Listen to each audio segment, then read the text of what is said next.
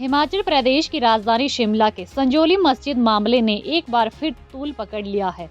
संजौली थाना के बाहर देवभूमि संघर्ष समिति की अनुयायी में विभिन्न हिंदू संगठनों के कार्यकर्ता स्थानीय लोगों के साथ अनशन पर बैठ गए हैं। इसके साथ ही शुक्रवार को एक बड़े आंदोलन की चेतावनी भी दी है। हिंदू नेता विजय शर्मा और मदन ठाकुर का कहना है कि अगर उनके खिलाफ दर्ज किए गए झूठे मुकदमे वापस नहीं हुए तो प्रदेश स्तर पर बड़ा आंदोलन किया जाएगा।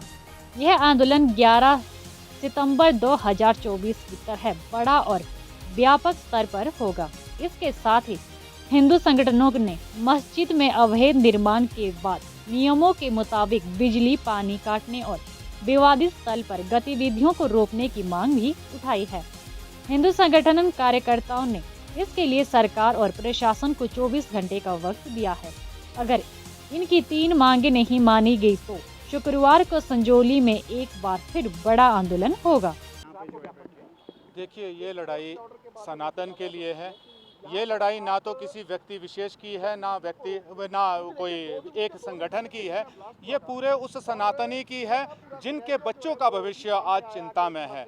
ये उन सनातनियों की है जिनकी माताएं, बहनें, छोटे बच्चे बाजार जाने से डरते हैं। आज ये उन लोगों की है जो आज अतिक्रमण के रूप में पूरे प्रदेश में एक जो डेमोग्राफी को चेंज करने वाले लोग हैं, उनसे बचाने के लिए है। तो मैं आपके ज़्यादा ना कहते हुए सिर्फ इतना कहूँगा कि जो बिक गए वो शायद ही इस आंदोलन में आएंगे, परंतु जो सनातनी हैं, अपने बच्चों के भविष्य के लिए लड़ना जानते हैं, आवाज़ उठाना जानते हैं, वो अवश्य आएंगे। ये लड़ाई आज की ही नहीं है, ये लड़ाई बहुत लंबी जाने वाली है। इसलिए हम संख्या पे ना जाके हम अपने जो हमारा मुद्दा है, जो हमारी अनशन की तैयारी है, उस पे है और वो अड़िग है।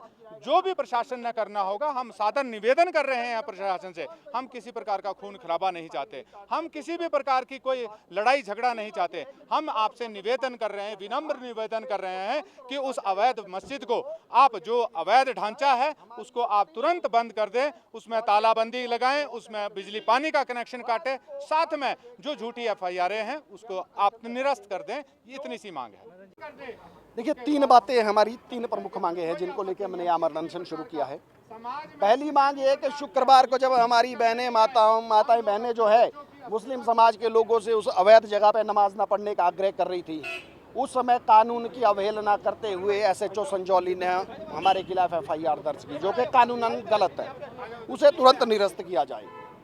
दूसरा विषय यह है कि जब किसी गरीब का घर अवैध करार दिया जाता है तो नगर निगम दूसरे दिन जो है वो बिजली पानी काटने के लिए खड़ा हो जाता है। हम मानते हैं कि न्यायालय ने 60 दिन का समय वक्फ बोर्ड को इस मस्जिद को तोड़ने के लिए दिया है, परंतु आज 20 दिन बीत गए, नगर निगम को ऐसा क्या मोह इस मस्जिद से है कि वो बिजली पानी काटने के आदेश नहीं दे रहा। वक्फ बोर्ड तो इस मस्जिद को तब तोड़ेगा ना जब पहले नगर निगम इसका बिजली पानी काटेगा, या फिर वक्फ बोर्ड नगर निगम को चिट्ठी लिख के भेजेगा जी हम इसको तोड़ने की इच्छा जता रहे हैं, माननीय नगर निगम आप जो है इसका बिजली पानी काट दें।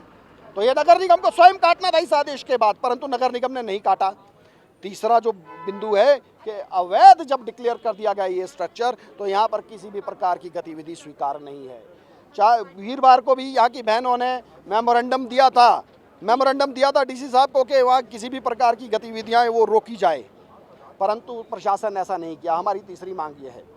और बार बार आप जो है एक शब्द का उपयोग कर रहे हैं कि खरीदार आगे हैं, आपका किस और देखिए जब विकल्प कुछ नहीं बचा लोगों के पास, या यूं कह ले कि एक पूरा नेक्सस जो राष्ट्रीय स्तर पे काम कर रहा है सनातन को कमजोर करने के लिए, उन लोगों ने इस आंदोलन को कमजोर करने के लिए अब धन बल का भी प्रयोग करना शुरू कर दिया।